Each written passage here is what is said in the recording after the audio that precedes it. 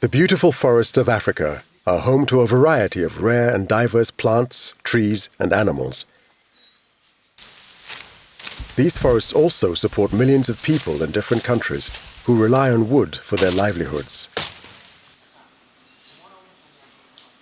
Here in Kenya, wood carving is a huge industry with over 500,000 people contributing to the trade.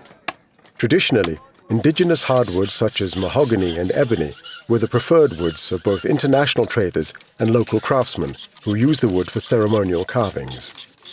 But mahogany and ebony are slow-growing woods, which are not easily replaced once cut down. This high demand has led to over-harvesting, with supplies of wood being quickly exhausted. In turn, this has threatened the biodiversity of the forests and jeopardized thousands of jobs.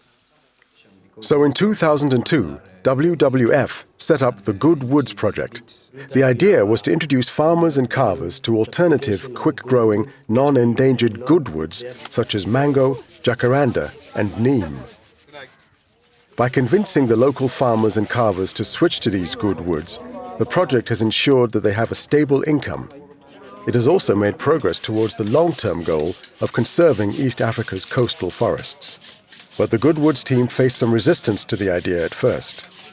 We had challenges in the beginning because the carvers that you see here have been carving for very many years, and they basically were used to certain types of woods which they preferred and which the buyers were used to. So introducing the new woods affected both their business in terms of changing their skills in carving, understanding the qualities of that wood, but at the same time changing the attitudes of the buyers, because the buyers also wanted to stick to the woods that they were used to.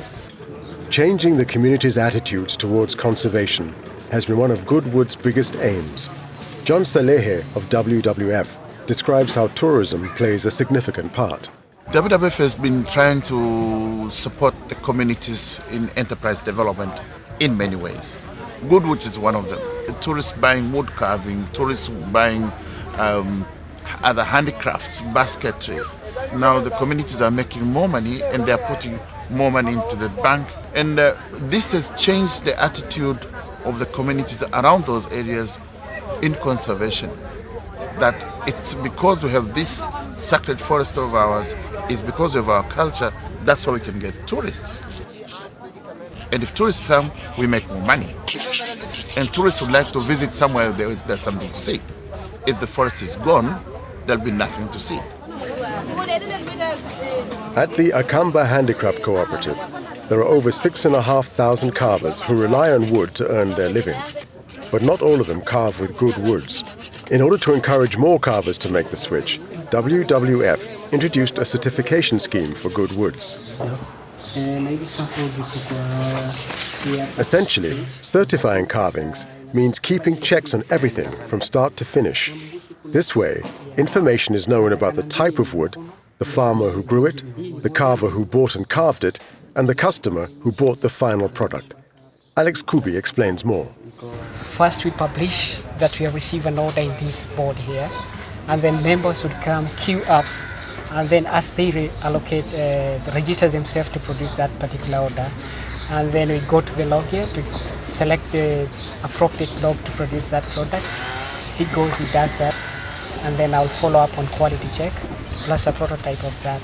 And then together, we work out through the product, see through quality assurance system, take it to the kiln, and then back to the export department with a complete product. Now, after finishing that, we could come and publish the same from where it started, and then learning all about the history of that product from the beginning for the purposes of traceability. We have all captured in a document where we remain with. And then the customer or even the carver himself will know that I'm paid this much of money through this board here. And also the customer, when he's doing his follow-up, would come on the board and know, oh, my order is at this stage. It's a very important board. Peter Mungobi is a master carver. Originally a sandpaperer, he worked his way up and developed his skills as a carver. He has seen many benefits of the Good Wood scheme already. Before, when we used to carve with the other trees like mahogany, it was difficult because we had problems getting the wood. But the neem tree is much easier to get hold of, so we can now use that instead.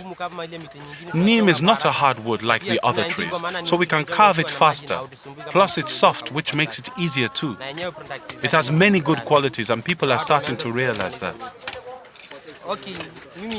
The money that I get from carving helps my family a lot. I have a wife and child, and in the morning we can now have breakfast. My child is going to school, and I'm able to send money to my parents and save some of it for when I'm old. This money has allowed me to have another business, which gives me some more income.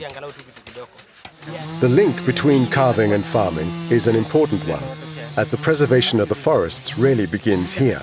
Akamba has links with 3,000 neem farmers in Malindi via the Coastal Forest Farmers Association, and through their relationship, both carvers and farmers earn their living. Ichamis Maita is a training coordinator from CFFA. Our role is actually to give farmers skills for them to be able to produce products as an initiative actually for them to be able to grow trees.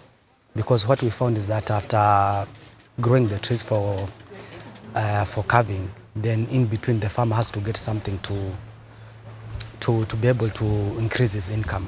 And that's how we come in, we give them skills. Mama Patience is one farmer who has been taking advantage of the many uses of the neem tree and is a champion of neem in her local community in Malindi. The neem trees here, I have not planted any. They grow. Every time it rains, after the rains, they germinate. I just transplant them. I just spread them out. I've been able to transplant a lot of the trees onto my farm, and I have been able to take care of the ones that I found. They grow very fast. You can see like this tree here.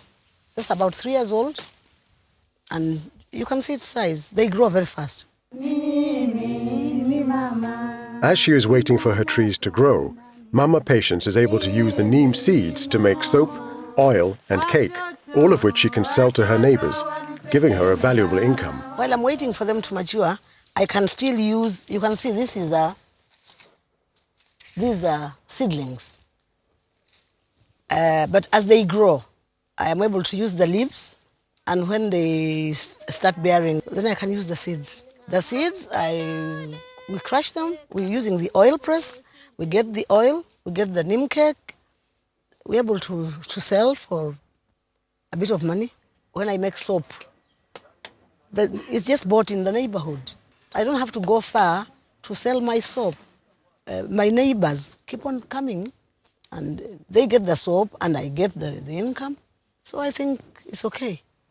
Despite the success of Mama Patience in growing over 3,000 neem trees, other farmers have been reluctant to switch from growing endangered woods to good woods. But Mama Patience has some advice for them. I would advise them to be serious about their neem trees, because neem trees here grow. They just grow in plenty. You can see, like that bush there, all those are neem trees. And they grow every year. So I would just advise them to take care of the trees. And that way they would be able to change their lifestyles. The Good Wood Scheme has benefited everyone involved, with both carvers and farmers now motivated to conserve the forests.